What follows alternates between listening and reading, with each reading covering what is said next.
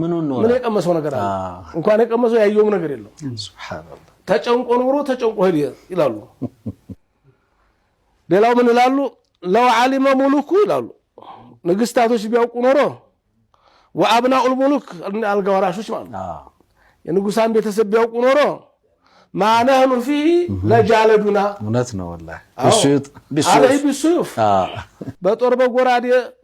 አሻሙን ነበር